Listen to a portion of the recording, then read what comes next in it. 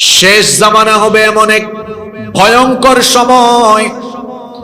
তিরমিজির বর্ণনায় হাদিস এসেছে, আনাস ইবনে মালিক রাদিয়াল্লাহু আনহু এই হাদিসের বর্ণনাকারী সাহাবী, তিনি বলেছেন, আল্লাহর নবী বলেছেন, ইয়াতি আলান নাসি জামান আস-সাবিরু ফীহি আলা দীনিহি কাল কাবিদি আলাল জামর।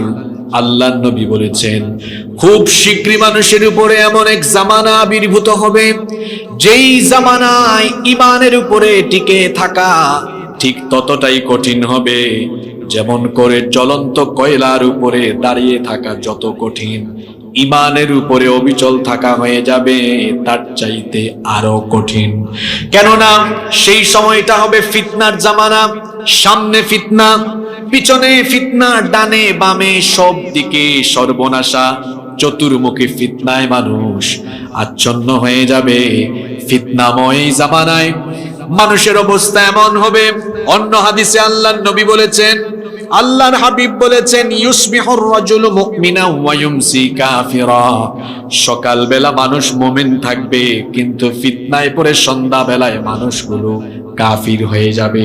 আল্লাহর নবী বলেছেন, ওয়া ইউসবিহু কাফির ওয়া ইউমসি মুমিনা ওয়া ইউমসি কাফির ওয়া ইউসবিহু কাফিরা।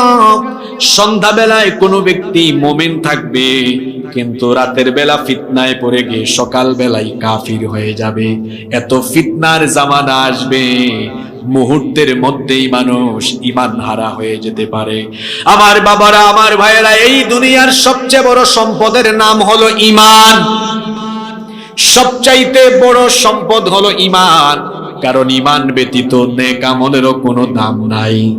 একজন বেঈমান ব্যক্তি যদি সারা জীবন ভালো ভালো কাজ করে, মানুষের কল্যাণে কাজ করে, তো এই ভালো এবং মানবিক কাজ কিংবা কল্যাণের কাজের কারণে দুনিয়াবি জীবনে সে খ্যাতি, যশ, বাহবা পাবে, মানুষ তার প্রশংসা করবে, কিন্তু আল্লাহর কাছ থেকে তার কোনো জাযা নাই, তার কোনো পুরস্কার নাই, কারণ ঈমান ব্যতীত নেক আমলের কোনো দাম নাই। এজন্য আল্লাহ কোরআনে কারিমে যত জায়গায় নেক আমলের কথা বলেছেন, নেক আমলের আগে আল্লাহ তাআলা ঈমানের কথা বলেছেন, কারণ ঈমান ব্যতীত নেক আমলের কোনো দাম নাই। ঈমানের সাথে নেক আমল করবে যারা, জান্নাতুল ফেরদাউসের ওয়ারিস হয়ে যাবে তারা। এজন্য রব্বুল আলামিন কোরআনুল কারীমে বলেছেন, ইন্নাল্লাযীনা আমানু ওয়া আমিলুস সালিহাতি কানাত লাহুম জান্নাতুল ফিরদাউসি নুজুলা খালিদিনা ফিহা লা ইয়াবগুনা আনহা হিওয়ালা। আল্লাহ তাআলা বলেছেন, নিশ্চয়ই ঈমান এনে নেক আমল করবে যারা, জান্নাতুল ফেরদাউসের ওয়ারিস হয়ে যাবে তারা। তাহলে আমল, ঈমান ছাড়া নেক আমলের কোনো দাম নাই। এই জন্য মানুষের জন্য সবচেয়ে বড় সম্পদ হলো ঈমান। বলেন তো, সবচাইতে বড় সম্পদের নাম কি? আরো জোরে বলেন, সবচাইতে বড় সম্পদের নাম কি? একজন মুমিন ব্যক্তি জীবনের সবকিছু ঈমানের জন্য ছাড়তে পারে, কিন্তু ঈমান সে কখনো ছাড়তে পারে। এই জন্য আপনি আমাদের আকাবির আসলাফ পূর্ববর্তীদের জীবনী পড়ে দেখুন, নবী রাসূলদের জীবনী পড়ে দেখুন, নবী রাসূলদের সঙ্গী সাথী যারা ছিলেন তাদের জীবনী পড়ে দেখুন। তাদেরকে দুনিয়াবি বহু লোভ লালসা দেখানো হয়েছে, তাদের উপরে নির্যাতন নিপীড়ন হয়েছে, শুধু বলা হয়েছে ঈমান ছাড়ো, ঈমান ছাড়লে তোমাকে নাজাত দেওয়া হবে, মুক্তি দেওয়া হবে। ঈমান যদি ছাড়ো, দুনিয়াবি ফায়দা, দুনিয়াবি সুযোগ সুবিধা তোমাদেরকে দেওয়া হবে। কিন্তু প্রকৃত ঈমানদার, প্রকৃত মুমিন যারা ছিলেন, তারা তখন সেই কাফির মুশরিকদেরকে জবাব দিয়ে বলেছিলেন, কাফিরের দল, মুশরিকের দল, শোনো, আমি জীবনের সবকিছু ছাড়তে পারি, আমার দুনিয়াবি জীবনের সমস্ত কিছুর মায়া ছাড়তে পারি, এমনকি নিজের জীবনের মায়াও ছাড়তে পারি, কিন্তু ঈমান আমি ছাড়তে পারি না। আপনারা কি আছেন না ঘুমাই গেছেন? আছেন না ঘুমাই গেছেন? তাহলে একজন ঈমানদারের কাছে সবচেয়ে বড় সম্পদ কি? জোরে বলেন। এই ঈমানের উপর টিকে থাকা দুষ্কর হবে, কঠিন হবে এই জামানায় বলেছেন মুহাম্মদ সাল্লাল্লাহু। এবার আসেন তো, ঈমানের উপর টিকে থাকা যে কঠিন, আপনাকে একটু বাস্তবতা দিয়ে বুঝাই। কিচ্ছু লাগবে না গো ভাই, আপনার পকেটেই ঈমান হারানোর উপাদান আছে। প্রত্যেকের পকেটে এই মোবাইল ফোন আছে। এই মোবাইল ফোনের অপব্যবহারই আজকে আপনাকে ঈমান হারা করার জন্য এনাফ, যথেষ্ট। কিচ্ছু লাগবে না। এই তো রাতের বেলা ঘুমাবে নিজের রুমে, ফজরের আগেই সে ঈমান হারা হয়ে যাওয়ার সুযোগ এই মোবাইলের মাধ্যমেই আছে। চরিত্র ধ্বংস করার উপাদান এখানে আছে। আপনি দেখুন, অশ্লীলতা দিন দিন বেড়েই চলেছে, জিনা বেড়ে চলেছে, পরকিয়া দিন দিন বেড়েই চলেছে। অশ্লীলতা, বেহায়াপনা, জিনা, ব্যভিচার, পরকিয়ার প্রধান এবং অন্যতম উপাদান হলো এই মোবাইল ফোন। সন্ধ্যাবেলায় আগে প্রত্যেক বাড়িতে বাড়িতে ছেলে মেয়েরা পড়াশোনায় ব্যস্ত থাকতো। আমি যখন প্রাইমারিতে পড়াশোনা করি তখন আমাদের গ্রামে বিদ্যুৎ ছিল না। হারিকেন জ্বালিয়ে সন্ধ্যার পরে, মাগরিবের পরে প্রতিটি ঘরে ঘরে ছেলেমেয়েরা পড়তে বসতো, জোরে জোরে চিল্লাই চিল্লাই পড়তো। এখন বেশিরভাগ বাড়িতে আপনি দেখবেন সন্ধ্যার পরে ছেলে মেয়েদের পড়াশোনা নাই। এখনকার ছেলে মেয়েদের হাতে আপনি সন্ধ্যার পরে ফোন দেখবেন, কেউ মোবাইলে বিভিন্ন ধরনের গেমস খেলছে। 7 ছেলে 6 পড়ে, 5 পড়ে, এরকম ছেলেদের মেয়েদের ফেসবুক আইডি, টিকটক আইডি আছে। আপনারা কি ঘুমাই গেছেন নাকি? আমি জুমার নামাজ শেষ করে বের হয়েছি, আমি যেখানে জুমা পড়াই, ছোট্ট এক ছেলে আমাকে বলছে, হুজুর আমি আপনাকে ফ্রেন্ড রিকোয়েস্ট দিলাম, অনেক দিন হয়ে গেল, আপনি অ্যাকসেপ্ট করলেন না কেন? এই পুচকা ছেলেকে আমি জবাব দিলাম, তুমি কোন ক্লাসে পড়ো? আমাকে বললো আমি ক্লাস 7 পড়ি। বললাম তুমি ক্লাস 7 পড়ো, তোমার ফেসবুক আইডি আছে? আমাকে বললো হুজুর একটা না 2টা আছে। বললাম 2টা কেন? বলল হুজুর আমার তো একটার 5000 ফিল আপ হয়ে গিয়েছে, এই জন্য আমি আরেকটা খুলেছি। আমি বললাম তুমি তো আমার থেকে আরো বড় সেলিব্রিটি, কারণ আমার নিজের ফেসবুক আইডি একটা, তোমার আইডি 2টা। যে একটা আছে ওইটাও চালানোর সময় নাই। কয় হুজুর কি বলেন? আমি তো খুব অ্যাক্টিভ, সারাক্ষণ আমি ছবি দেই, পোস্ট করি, লাইক দেই, শেয়ার করি। আমি বললাম মেসেঞ্জারে কি আর কিছু করো? এখন আর কিছু বলে না।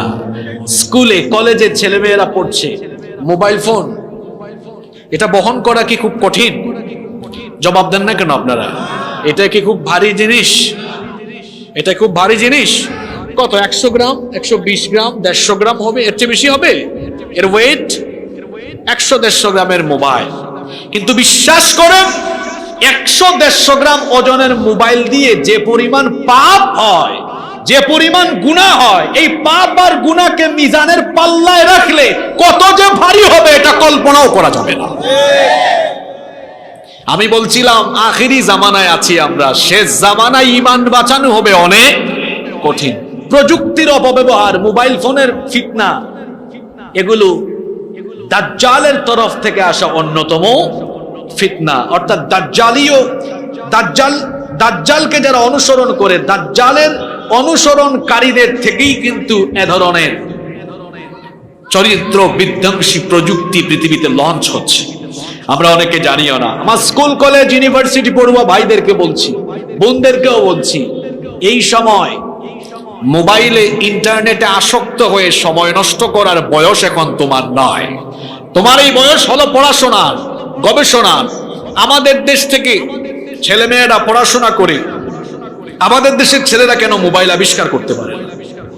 কেন তারা বিভিন্ন অ্যাপস আবিষ্কার করতে পারে না? আজকে ফেসবুকে, ইউটিউবে দিনের পক্ষে কোনো কন্টেন্ট তৈরি করা যায় না, কোনো বক্তৃতাও করা যায় না।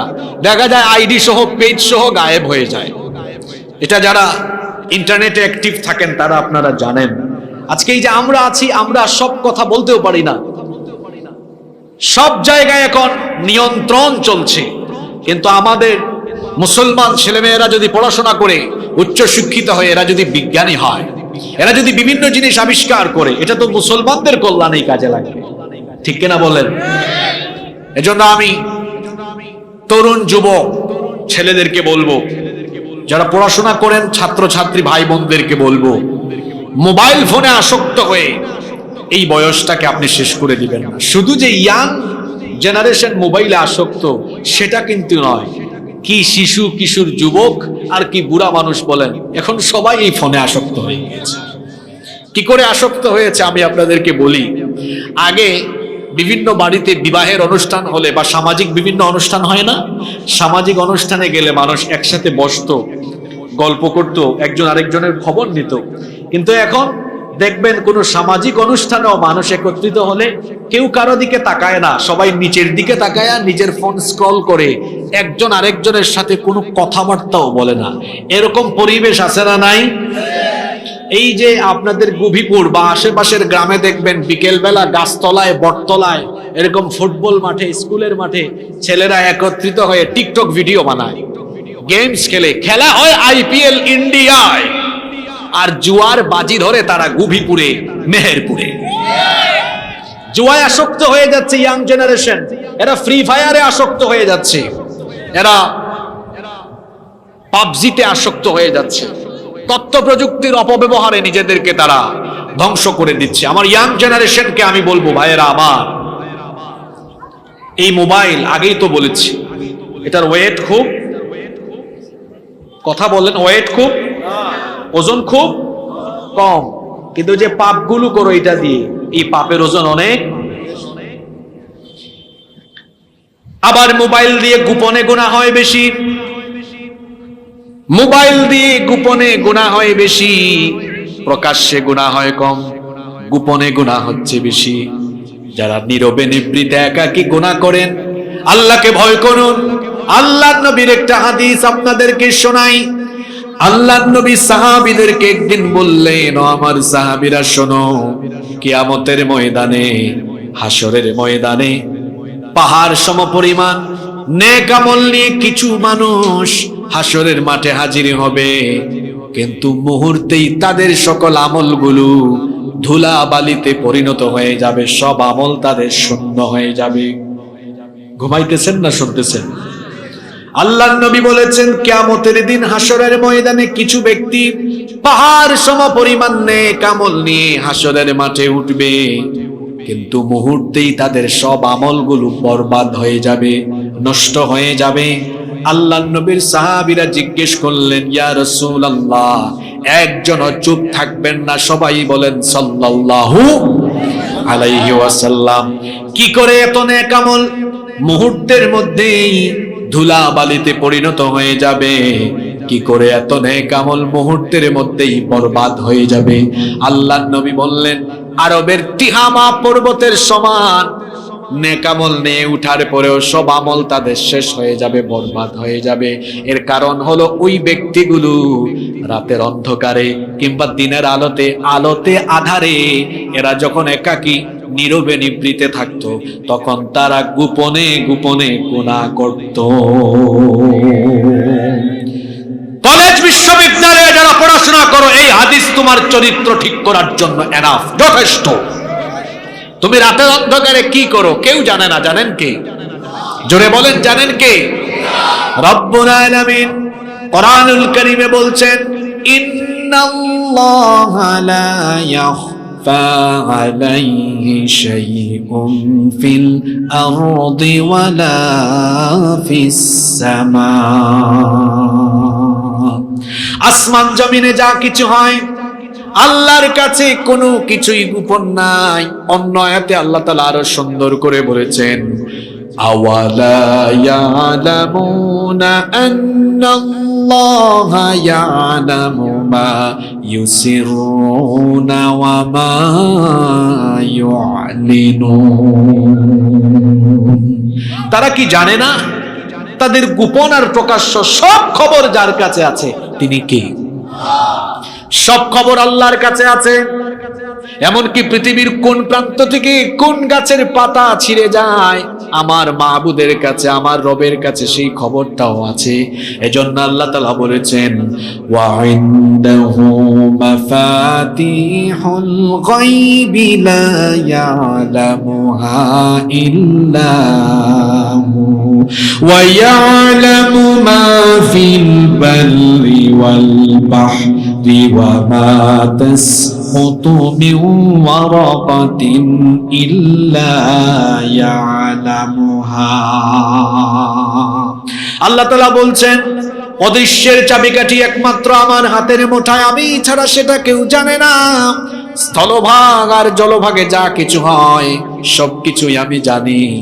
এমনকি এই দুনিয়ার কোন দেশের কোন প্রান্ত থেকে যদি কোনো গাছের কোনো পাতাও ছিঁড়ে যায়, কোন দেশের কোন প্রান্তের কোন গাছের কোন পাতা ছিঁড়ল, তার খবরও যার কাছে আছে। গলার আওয়াজ বড় করে বলেন, তিনি কে? তো আমার যুবক ভাইয়েরা, যে আল্লাহর কাছে গাছের একটা পাতা পড়ার খবর আছে, তুমি যে রাতের বেলা দরজা লাগিয়ে দিয়ে বন্ধ করে দিয়ে একা রুমে ফিসফিসিয়ে তোমার গার্লফ্রেন্ডের সাথে কথা বলো, তুমি যে মোবাইলে হারাম ভিডিও দেখো, পর্নোগ্রাফি দেখো, তোমার বাবা দেখে না, মা দেখে না, ভাই দেখে না, বোন দেখে না, কিন্তু তোমার অন্ধকার ঘরে একাকী রুমে কার্যক্রম সম্পর্কে যিনি অবহিত, যিনি জানেন, তিনি কি? সে আল্লাহর ভয় কি অন্তরে নাই? হ্যাঁ, সে আল্লাহর ভয় যার অন্তরে আছে, সেই ব্যক্তি হলো প্রকৃত আল্লাহ ভীরু, প্রকৃত খোদা ভীরু ব্যক্তি। সব খবর আল্লাহর কাছে আছে। আজ আপনি এই মোবাইল পকেটে এই যে ঢুকাই দিলাম, ওজন কম, পকেটে নেওয়া যায়। মোবাইল দিয়ে যে পাপ করছেন, এটা পকেটে নয়, এত পাপ করছেন, এটা হয়তো জমিন থেকে আকাশের সীমা পর্যন্ত স্পর্শ করে ফেলেছে। এত গুনাহ আপনি কামাই করেছেন। এটা বড় ফিতনার জামানা। জওয়ান বুড়া সবাই আসক্ত হয়ে পড়েছে। এই যে পরকিয়া, এটা এখন বিষক্রিয়ায় রূপান্তর হয়েছে। এটারও একটা উপাদান হলো এই পাশের বাড়ির ভাবির সাথে, পাশের বাড়ির জরিনা ভাবি, সকিনা ভাবির সাথে যোগাযোগের মাধ্যম হয়েছে এখন এই মোবাইল। আর জরিনা ভাবি, সকিনা ভাবি তার প্রবাসী স্বামী রেখে পাশের বাড়ির অবিবাহিত আব্দুল্লাহর সাথে পালিয়ে চুয়াডাঙ্গায়।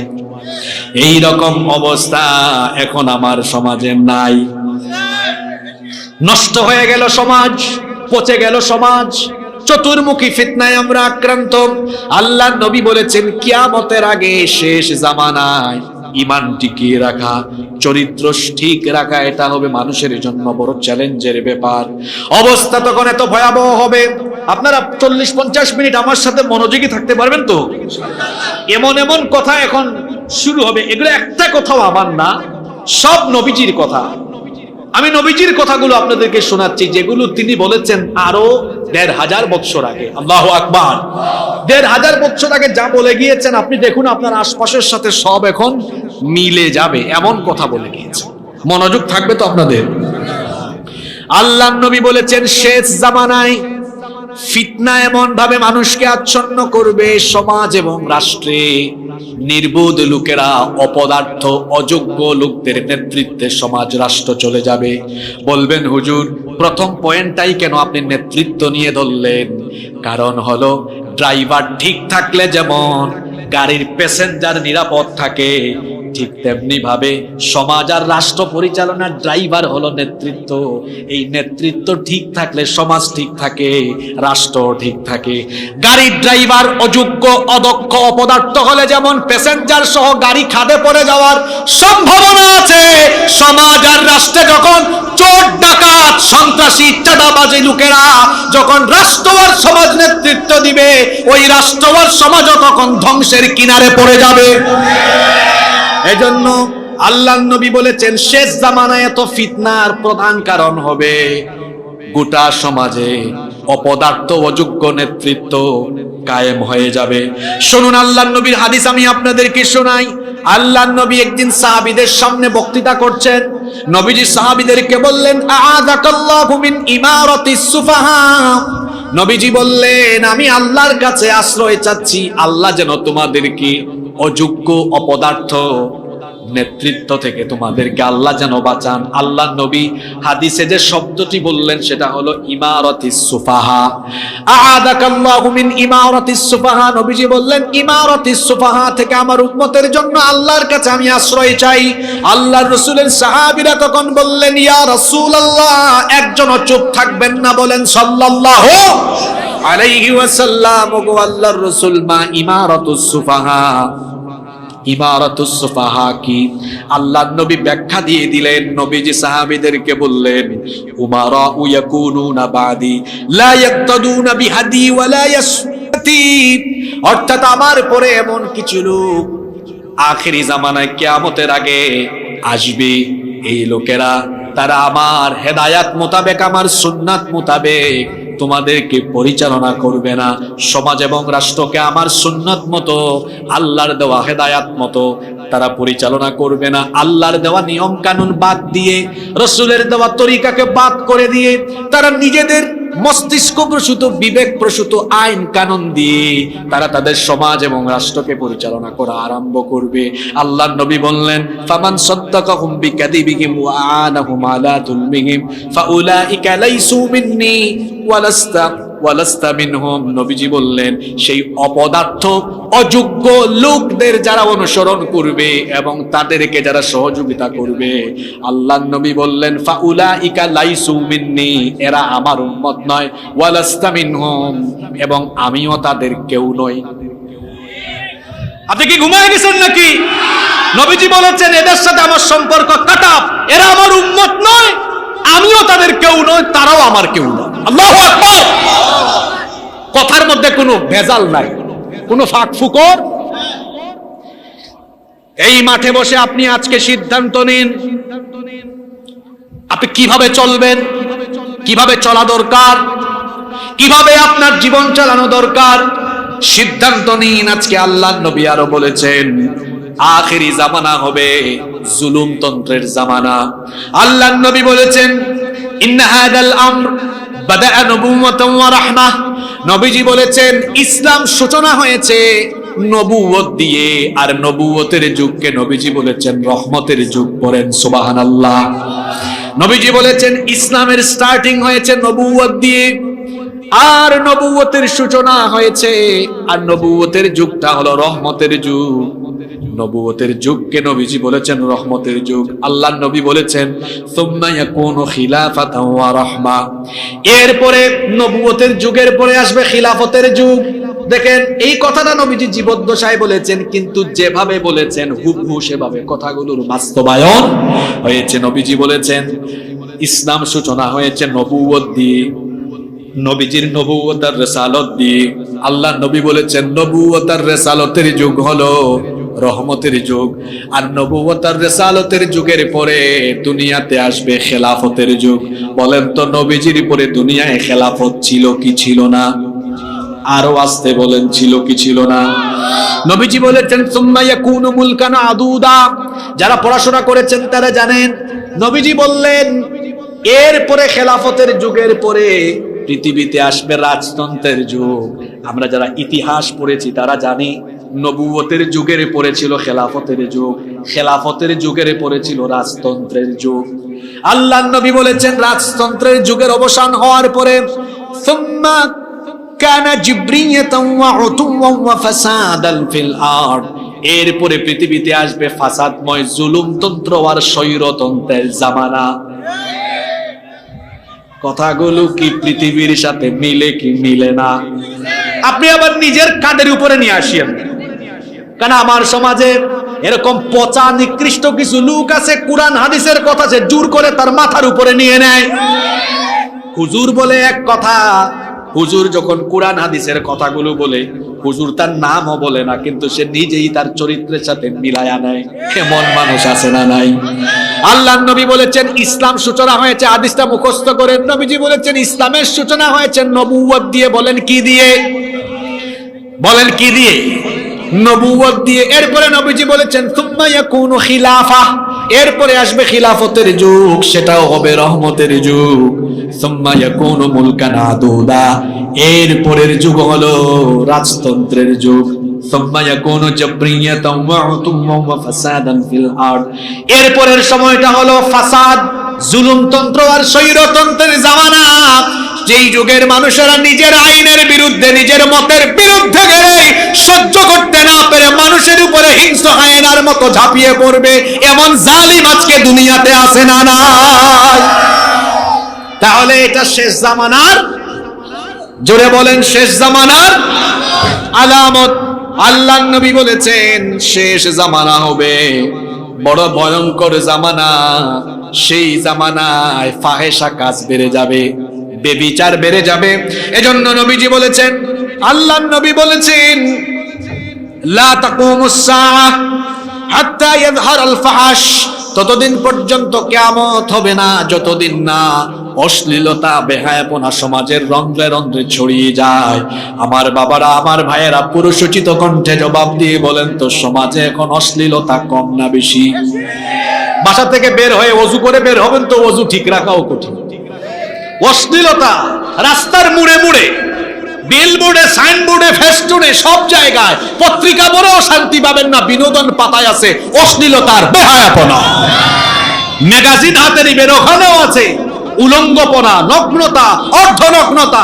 রাস্তাঘাটে বিলবোর্ড, সাইনবোর্ড, ফেস্টুন, চতুর্দিকে দেখবেন। আপনি ইউটিউবে ভালো একটা ভিডিও দেখেন, নিচে দিয়ে আরো 3টা খারাপ ভিডিও। নিজের চোখের হেফাজত করাও এই যুগের চ্যালেঞ্জের ব্যাপার।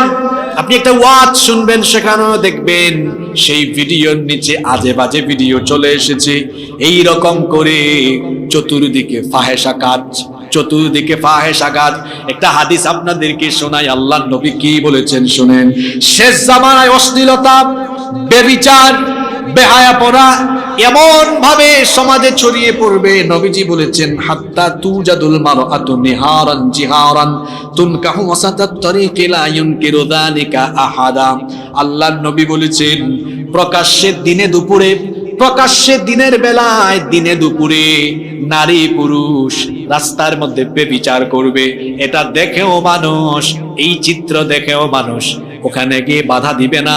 এই হাদিসের সাথে মিলান আমার দেশের বটমূল পার্ক, আমার দেশের ওই যে ঢাকার হাতির ঝিল, রমনার বটমূল, এরপরে বিভিন্ন বিশ্ববিদ্যালয়ের, পাবলিক বিশ্ববিদ্যালয়ের ক্যাম্পাসে কবুতরের জুড়ার মতো অবিবাহিত ছেলে মেয়েরা বসে বসে বাদাম খায়, বিশ্ববিদ্যালয় প্রশাসন কিছু বলে না। বিভিন্ন পার্কের মধ্যে দেখবেন কলেজের, স্কুলের, কলেজের, ইউনিভার্সিটির ছেলে মেয়েরা কবুতরের জুড়ার মতো বসে বসে, অবিবাহিত ছেলেরা বাদাম খায়। যেগুলা বলতেছি এগুলা বাস্তব না অবাস্তব? নবীজি বলেছেন কিয়ামতের আগের জামানায় রাস্তাঘাটে এগুলো ঘটবে। লা ইউনকিরু যালিকা আহাদ, কেউ এটা দেখেও বাধা দিবে না। আল্লাহর নবী বলেছেন ওয়ালা ইউগাইয়িরুহু, এগুলো প্রতিরোধের জন্য কাজ করবে না। ফায়াকুনু আমসালাহুম, এদের উদাহরণ হবে এই। আল্লাহর নবী বলেছেন ফায়াকুনু আমসালাহুম ইয়াউমা ইদিনিল্লাযী ইয়াকুল লাউ নাহাইতাহা আনিত তরিকি কলিলান ফাযালিকা ফীহিম মিসলা আবী বকরিন ওয়া উমর। আল্লাহর নবী বলেছেন সেই জামানায় যে ব্যক্তি অশ্লীলতায় বেহায়াপনায় শামিল হওয়া ছেলে মেয়েদেরকে বা লোকদেরকে গিয়ে বলবে, তুমি যদি রাস্তাঘাট থেকে সরে গিয়ে লোকচক্ষুর অন্তরালেও এই কাজটা করতে ভালো হতো, তাও সমাজ এই নোংরামি থেকে বেঁচে যেত। আল্লাহর নবী বলেছেন এতটুকু কথাও শেষ জামানায় যে ব্যক্তি বলতে পারবে সে হলো শেষ জামানার আবু বকর, শেষ জামানার ওমর। এখানে আমরা গিয়ে বাধা দিতে পারি না, আমরা এই সব কাজে বাধা দিতে পারি না। আমরা নীতিমালা আরোপ করতে পারি, বরং যেখানে আলেম উলামাগণ অশ্লীলতা, বেহায়াপনা, যৌতুক, মাদকের বিরুদ্ধে কথা বলেন, সেখানে আরো সুযোগ পেলে আমরা প্রতিবন্ধকতা তৈরি করার চেষ্টা করি। আপনি বন্ধ করার জিনিস পান না, আপনি বন্ধ করলে হাতির ঝিলের এই বেহায়াপনা বন্ধ করুন, আপনি যৌতুক বন্ধ করুন, মাদক বন্ধ করুন, জুয়া বন্ধ করুন, অশ্লীলতা, বেহায়াপনা, নোংরামি বন্ধ করুন। আপনি বন্ধ করার জিনিস পান না, আপনি বিভিন্ন জায়গায় দেখা যায় কোরআনের মাহফিল বন্ধ করে দেন। বরং আপনার উচিত ছিল আপনার বলা, কমিটিকে বলা, কোন হুজুরকে দাওয়াত দিয়েছো, ওই হুজুরের ফোন নাম্বার দাও, হুজুরের সাথে আমি যোগাযোগ করি, পারলে দেখা করি। আমার এলাকায় জুয়া বেশি, আমার এলাকায় সুদ বেশি, যৌতুক বেশি, হুজুরকে একটু নোট দেই, তিনি যেন তার আলোচনার ভেতরে 20-30 মিনিট এগুলো নিয়েও কথা বলে। আপনার উচিত ছিল এভাবে সহযোগিতা করা, না করে গান বাজনা এবং অমুসলিম ভাই বোনদের প্রোগ্রামে উল্টা প্রোটেকশন, আর সংখ্যাগরিষ্ঠ মুসলমানের দেশে মুসলমানদেরকে অবাধ দিন চর্চায় আপনি বাধা বিপত্তি সৃষ্টি করবেন। এটা তো আসলে এদেশের মানুষের আবেগ অনুভূতির সাথে মিলে না, ঠিক কিনা? এদেশে যত অমুসলিম বসবাস করেন তাদেরকে রাষ্ট্রীয়ভাবে নিরাপত্তা দেওয়া রাষ্ট্রের দায়িত্ব, এবং সংখ্যাধিক্য যেহেতু এদেশে মুসলমানদের উচিত হলো অমুসলিমদেরকে শ্রদ্ধা করা, ভালোবাসা, তাদের সাথে সুন্দর সম্পর্ক রাখা। সাম্প্রদায়িক দাঙ্গা যেন আমাদের মধ্যে লেগে না যায়, কারণ ইসলাম কখনো অন্য ধর্মকে গালিগালাজ করা, অন্য ধর্মের ভাই বোনদেরকে নিয়ে ঠাট্টা করা, উপহাস করা, অন্য ধর্মের দেবতাদেরকে গালি দেওয়া, এই শিক্ষা ইসলাম কোনোদিনও আমাদেরকে দেয় না। বরং অমুসলিম যারা, ভিন্ন ধর্মাবলম্বী যারা, তাদেরকে তাদের ধর্মীয় অধিকার, নাগরিক অধিকার সেগুলো নিশ্চিত করা, এটি মুসলমান রাষ্ট্রপ্রধান থাকলে তারও দায়িত্ব। প্রতিটি মুসলমানেরও দায়িত্ব হলো অমুসলিমরা যেন তাদের কাছে নিরাপদ থাকে। এটা আমরা করি। এ ধরনের পরমত সহিষ্ণুতা একমাত্র পৃথিবীর মুসলমানদের কাছে আছে। আপনি পৃথিবীর ইতিহাস পড়ে দেখুন, পৃথিবীতে মুসলমানরা হচ্ছে সবচাইতে পরমত সহিষ্ণু জাতি। এই ভারতীয় উপমহাদেশকে মুসলমানরা শাসন করেছে সুদীর্ঘ 800 বছর। ভারতে গেলে আপনারা সুন্দর সুন্দর যা কিছু দেখেন, এই আগ্রার তাজমহল, কুতুব মিনার, শীষ মিনার, দিল্লির শাহী জুমা মসজিদ সহ ভারতবর্ষের সুন্দর সুন্দর সব স্থাপনা মুসলমানদের হাতে গড়ায়, সব মুসলমানরা করেছে। 800 বছর মুসলমানরা শাসন করে মুসলমানরা ভারতবর্ষে কখনো অমুসলিমদের গায়ে হাত তুলে নাই, পিটায় নাই, কারো মন্দির পুড়ায় দেয় নাই, কারো মন্দির দখল করে মসজিদ বানায় নাই। কেন বানাবে? কারণ ইসলাম তো আমাদেরকে এটা শেখায় না, কুরআন আমাদেরকে এটা বলে না, কুরআন হাদিস এটা আমাদেরকে শিক্ষা দেয়। কিন্তু আপনি দেখুন, এই ভারতে 47 থেকে নিয়ে 24 পর্যন্ত বহু কিছু হয়েছে। জয় শ্রীরাম না বলায় তাবরিজকে পিটিয়ে পিটিয়ে হত্যা করা হয়েছে। মুস্কান নামের এক বোনকে কলেজের মধ্যে কিভাবে তাকে হেনস্থা করা হয়েছে আপনারা দেখেছেন। আমাদের বাবরি মসজিদকে দখল করে রাম মন্দির বাড়িয়ে দেওয়া হয়েছে।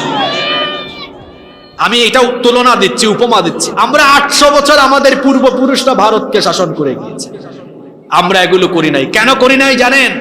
কুরআন, হাদিস, ইসলাম আমাদেরকে এটা শেখায় না। গোপীপুরে যদি হিন্দুদের মন্দির থাকে, সেই মন্দির পাহারা দেওয়া গোপীপুরের মুসলমানদের দায়িত্ব। কোরআন হাদিস এটাই আমাদেরকে শেখায়। তো আমরা তো পরমত সহিষ্ণুতার কথা বলি, আমরা অন্য ধর্মাবলম্বীদেরকে শ্রদ্ধা করার, সম্মান করার কথা বলি। এজন্য অমুসলিমেরা আমাদের কাছে আসে, আমাদের মাহফিলেও তারা আসে। এমনকি আমরা বহু অমুসলিমদেরকে মানবিক কাজেও সহযোগিতা করি। আপনার এটার সাক্ষী। আমরা করি কি করি না? করি। তাহলে যে দিন, যে কোরআন, যে ইসলাম আমাদেরকে মানবিকতা শেখায়, আমাদেরকে পরমত সহিষ্ণুতা শেখায়, সম্প্রীতি শেখায়, মানবতাবোধ শেখায়, মনুষ্যত্ববোধ শেখায়, উত্তম চরিত্রবান হওয়ার কথা বলে, সেই দিনই প্রোগ্রামগুলো বাস্তবায়নের জন্য প্রত্যেকটি মুসলমানের প্রতিটি স্থান থেকে সহযোগিতার দরকার আছে না নাই? আল্লাহ যেন এই কথাগুলো সকল মহলের লোকদেরকে উপলব্ধি করার তৌফিক দান করেন। আমরা সবাই বলি আমিন। সম্মানিত ভাইয়েরা, বলছিলাম যে শেষ জামানায় অশ্লীলতা, বেহায়াপনা, নোংরামি বাড়বে। এমনকি শেষ জামানায় মসজিদের মতো পবিত্র জায়গায় ফিতনা আরম্ভ হয়ে যাবে। আখেরি জামানায় মসজিদের ভেতরেও ফিতনা আরম্ভ হয়ে যাবে। বলেন, এখন আমাদের সমাজের মসজিদগুলোতে ফিতনা আছে না নাই? আমাকে সভাপতি বানালো মসজিদে, হ্যাঁ, কত বড় সাহস! আমার বংশ কি কম? চলো এই মসজিদে থাকবো না, আমরা আরেকটা মসজিদ বানাই। কি বলেন, এরকম আছে না নাই? আমি এই গত বছর নভেম্বরে আমাদের দেশের এক জায়গায় মাহফিলে গিয়েছি। আমি এলাকার নাম না বলি। তারা বললেন, হুজুর আমাদের এলাকায় কিন্তু 9টা মসজিদ। ভাবছিল এই কথা শুনে হুজুর বলে, মাশাআল্লাহ মাশাআল্লাহ। আমি বললাম, ভাই আপনাদের এলাকায় 9টা মসজিদ মানে হচ্ছে আপনাদের এলাকার মধ্যে অনৈক্য বেশি, অস্থিরতা বেশি। আমাকে বললো, হুজুর আপনি কেমনে বুঝলেন? বললাম, এই যে আপনি 9 মসজিদ বলছেন তো বুঝে ফেলছি। জিজ্ঞেস করলাম জনসংখ্যা কত? যে জনসংখ্যার কথা আমাকে বলেছে, এই জনসংখ্যা দিয়ে এক মসজিদ কামান না হলেও 2টা দিয়ে এনাফ হইতো। তো আমাকে বলে, হুজুর আপনি ধরে ফেলছেন। আসলে নয়, মসজিদ হওয়ার পেছনে সামাজিক কুন্দলও আছে, রাজনৈতিক কুন্দলও আছে, আবার এলাকাগত বংশীয় কুন্দলও আছে। বলেন, মসজিদ নিয়ে এখন ফিতনা আমাদের সমাজে আছে না নাই? মসজিদ নিয়ে ফিতনা করে আমরা কি করছি? এলাকায় নতুন নতুন মসজিদ তৈরি করছি। নতুন নতুন মসজিদ হোক, যদি ফিতনা ছাড়া হয় কোনো অসুবিধা নাই, কিন্তু ফিতনা দিয়ে হলে এটা থেকে কোনো উপকার আসবে। ফিতনা করে করে আমরা মসজিদ দিয়ে মানুষকে ভাগ করে দিচ্ছি। শুধু তাই নয়, জোরে আমিন আস্তে আমিন বলা নিয়ে আমরা মসজিদগুলো ভাগ করে ফেলি। আর আমরা মসজিদ বানানোর প্রতিযোগিতায় লিপ্ত হয়েছি। মসজিদের বাহ্যিক চাকচিক্যের দিকে আমরা যতটা মনোযোগী, মসজিদের আভ্যন্তরীণ হেদায়াতিন কাজে আমরা ততটুকু মনোযোগী নই। এজন্য আল্লাহর নবী বলেছেন, লা তাকুমুস সাআহ, ততদিন পর্যন্ত কিয়ামত হবে না, হাত্তা ইয়াতাবাহান নাসু ফিল মাসাজিদ, যতদিন না মানুষ মসজিদ নিয়ে পারস্পরিক বড়াই করবে, গৌরব করবে, অহংকার করবে। মসজিদ নিয়ে এক এলাকার লোকের সাথে আরেক এলাকার বড়াই, অহংকার, গৌরব এখন কম না বেশি? চুয়াডাঙ্গায় মসজিদ বানিয়েছে 70 লক্ষ খরচ করে, তো মেহেরপুরের মুজিবনগরের মানুষেরা বলে চলো আমরা 80 লক্ষ দিয়ে বানাই। কুষ্টিয়ার মানুষ বলল চলো আমরা 1 কোটি টাকা দিয়ে বানাই। এরপরে দেখা গেল ঝিনাইদহের মানুষ বলল চলো আমরা 2 কোটি টাকা দিয়ে মসজিদ বানাই। আপনি বলবেন, হুজুর মসজিদ বানানোর জন্য প্রতিযোগিতা, এটা তো ভালো কাজ, এখানে ক্ষতি আবার কি?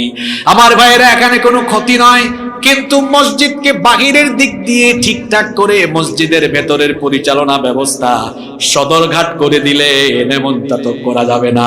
কারণ বহু কোটি কোটি টাকা দিয়ে মসজিদ, কোটি কোটি টাকা দিয়ে নির্মাণ করা বহু মসজিদের ভেতরে পরিচালন ব্যবস্থা হলো এমন, মসজিদের মধ্যে সুদখোর সভাপতি, ঘুষখোর সেক্রেটারি, দুর্নীতিবাজ কেশিয়ার বসে আছে।